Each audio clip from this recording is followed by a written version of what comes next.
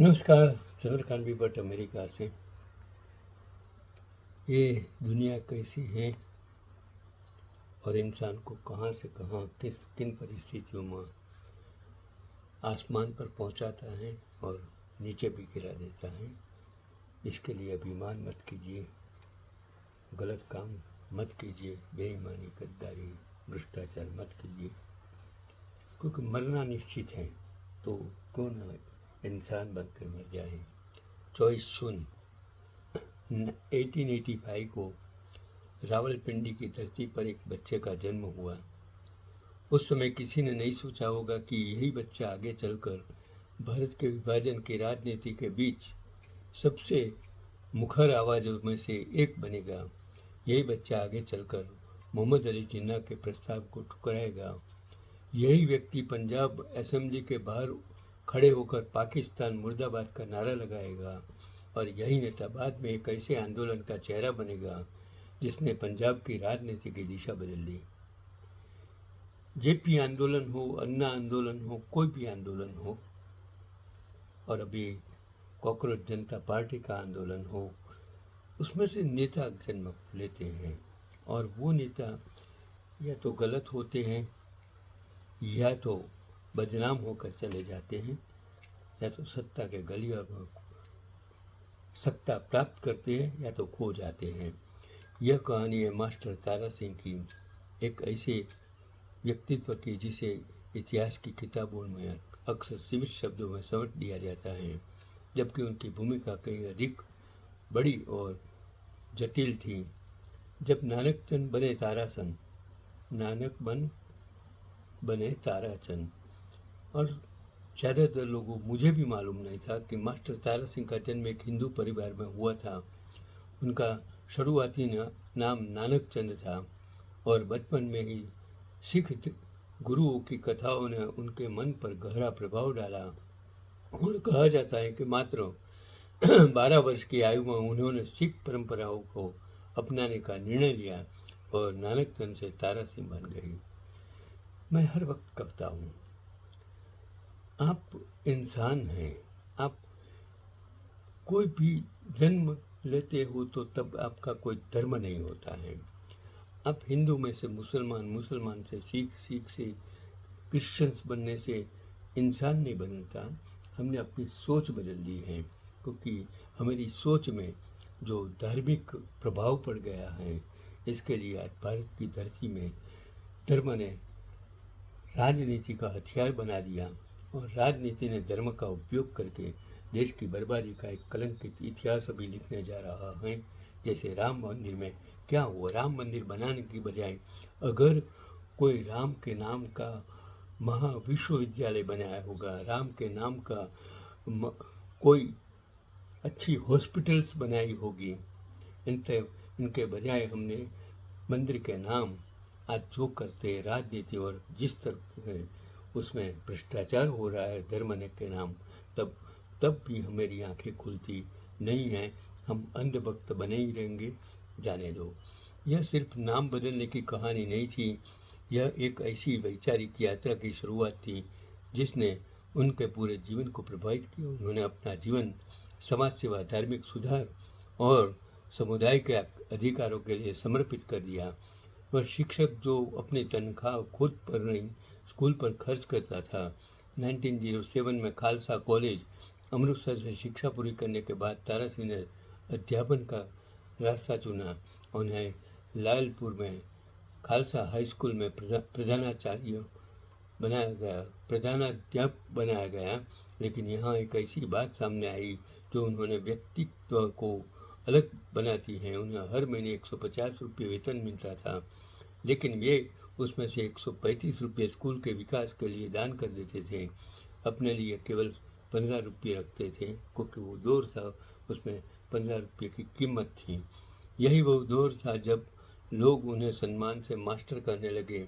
धीरे धीरे यह नाम उनकी पहचान बन गया और इतिहास ने उन्हें मास्टर तारा सिंह के नाम से याद किया गया।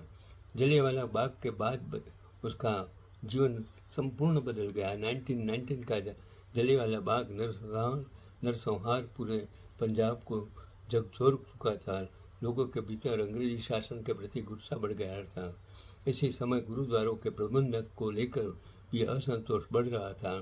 सिख समुदाय का एक बड़ा वर्ग मानता था कि कई गुरुद्वारों का संचालन भ्रष्ट महंतों के हाथों में चला गया है।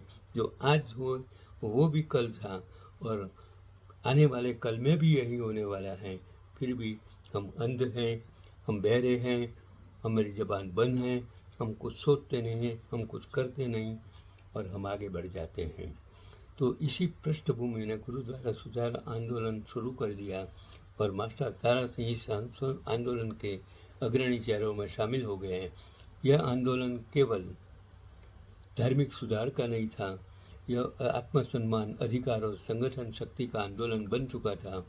जब नौकरी छोड़कर आंदोलन के लिए वो उतर पड़े और 1921 में ननकाना साहिब नरसंहार हुआ। इस घटना ने पूरे सिख समाज को हिला दिया। कई निहत्थे श्रद्धालुओं की हत्या कर दी गई। इस घटना के बाद मास्टर तारा सिंह ने एक बड़ा फैसला लिया। उन्होंने अपनी सुरक्षित नौकरी छोड़ दी और पूर्णकालीन सामाजिक धार्मिक कार्यकर्ता बन गए। अब उनका पूरा जीवन आंदोलन, संगठन और समाज सुधार के लिए समर्पित था। ज़्यादातर आंदोलनों, भारत ना हो या लोकशाही में हो और सत्ता में ज़्यादातर लोग उस जमाने में एडवोकेट, शिक्षक, प्रोफेसर, डॉक्टर्स, पढ़े लिखे लोग आते थे और आज सत्ता में, लोकशाही में अनपढ़ लोग सत्ता में आकर लोकशाही का खून कर रहे हैं। तब भी हमारी आपकी आंखें खुलती नहीं। मेरी तो खुल गई, आपकी खुलती नहीं है। मैं तो NRI हूँ, इसके लिए ज़्यादा बोल नहीं सकता। अब उनका पूरा जीवन आंदोलन, संगठन और समाज सुधार के लिए समर्पित था। उसी दौर में शिरोमणि गुरुद्वारा प्रबंधक समिति SGPC और अकाली राजनीति के प्रमुख चेहरे में शामिल हो गए और जिन्ना ने उसको प्रस्ताव दिया, लेकिन जवाब ने उसका इतिहास बदल दिया और भारत के विभाजन से पहले का समय बेहद उथल पुथल भरा था। मुस्लिम लीग पाकिस्तान की मांग को लेकर सक्रिय थी। इसी दौरान मोहम्मद अली जिन्ना और मास्टर तारा सिंह के बीच मुलाकात हुई। जिन्ना ने सिखों को पाकिस्तान के भीतर स्वायत्तता देने का प्रस्ताव रखा। यह एक बड़ा राजनीतिक प्रस्ताव था। कई लोगों को लगा कि शायद इससे सिख नेतृत्व प्रभावित हो सकता है, लेकिन मास्टर तारा सिंह ने इस प्रस्ताव को अस्वीकार कर दिया। उन्होंने विभाजन का विरोध किया और पाकिस्तान की अवधारणा को स्वीकार करने से इनकार कर दिया, मतलब अस्वीकार कर दिया। यही कारण था कि वे विभाजन की राजनीति में सबसे मुखर विरोधी नेताओं में गिने गए। वह दिन जब लाहौर में गूंजा पाकिस्तान मुर्दाबाद, 3 मार्च 1947, लाहौर का माहौल तनावपूर्ण था। पंजाब असेंबली के बाहर राजनीतिक गतिविधियां तेज थीं। इसी दौरान मास्टर तारा सिंह ने सार्वजनिक रूप से पाकिस्तान मुर्दाबाद का नारा लगाया। यह केवल एक नारा नहीं था, यह उस समय के राजनीतिक संघर्ष का प्रतीक बन गया और इनके इस कदम ने उन्हें समर्थकों के बीच नायक बना दिया, जबकि विरोधियों के लिए वे सबसे बड़ी चुनौती बन गए। आज भी यह घटना विभाजन के इतिहास की सबसे चर्चित घटनाओं में गिनी जाती है। पंजाबी सूबा आंदोलन और नेहरू से टकराव हो गया। आज़ादी के बाद कहानी खत्म नहीं हुई, बल्कि एक नया संघर्ष शुरू हुआ। मास्टर तारा सिंह पंजाबी भाषी राज्य की मांग को लेकर पंजाबी सूबा आंदोलन के सबसे बड़े नेता बने। उनका मानना था कि भाषा के आधार पर राज्य का पुनर्गठन होना चाहिए, लेकिन केंद्र सरकार और पंडित जवाहरलाल नेहरू इस मांग से सहमत नहीं थे और नेहरू से उसे सांप्रदायिक मांग मानते हुए स्वीकार नहीं किया। स्थिति इतनी गंभीर हो गई कि मास्टर तारा सिंह को लंबे आमरण अनशन करना पड़ा। हजारों कार्यकर्ता गिरफ्तार हुए, स्वर्ण मंदिर परिषद तक पुलिस कार्रवाई हुई, फिर भी आंदोलन जारी रहा। आखिरकार किसकी जीत हुई? कई वर्षों तक संघर्ष चलता रहा। आंदोलन, गिरफ्तारियां, विरोध प्रदर्शन और राजनीतिक बातचीत जारी रही।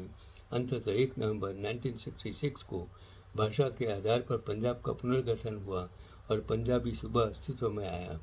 हालांकि तब तक मास्टर तारा सिंह की राजनीतिक शक्ति पहले जैसी नहीं रही थी, लेकिन इतिहास यह स्वीकार करता है कि इस आंदोलन की नींव रखने वालों में उनका योगदान सबसे महत्वपूर्ण था। और एक हैरान करने वाला उस मोड़ आया कि शायद इस कहानी का सबसे अप्रत्याशित अध्याय इसके अंत में आता है। जो व्यक्ति कभी सिख राजनीति का सबसे बड़ा चेहरा था, वही आगे चलकर 1964 में स्थापित विश्व हिंदू परिषद के संस्थापक सदस्यों में भी शामिल हुआ और उनका मानना था कि हिंदू और सिख समाज के बीच विश्वास बढ़ना चाहिए। उन्होंने सांस्कृतिक और धार्मिक एकता पर भी जोर दिया। यह उनके जीवन का ऐसा पहलू है जिस पर आज भी इतिहासकार चर्चा करते हैं। इतिहास का वह नाम जिसे फिर से याद करने की ज़रूरत है।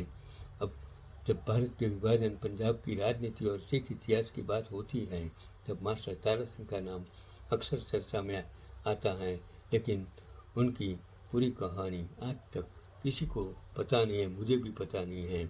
और एक शिक्षक से आंदोलनकारी बनने तक का सफ़र, जिन्ना का प्रस्ताव ठुकराने का साहस, विभाजन का विरोध, पंजाबी सुबह आंदोलन का नेतृत्व और फिर एक नई वैचारिक दिशा की ओर मास्टर तारा सिंह का जीवन एक व्यक्ति ही कहानी नहीं है, यह उस दौर की कहानी है जो विचार व पहचान, धर्म और राजनीति मिलकर इतिहास लिख रहे हैं। तो मेरा कहने का आदर्श यही है, पैगाम यही है कि इतिहास को पढ़ना, समझना, सुनना ज़रूरी है। अभी सोशल मीडिया द्वारा जो गलत चीज़ें आप तक युवा लोगों के दिमाग में सोची समझी सोच के साथ दिमाग में कैंसर डाला जाता है, उससे बचने की युवाओं को आज ज़रूरी है। यही आज का पैगाम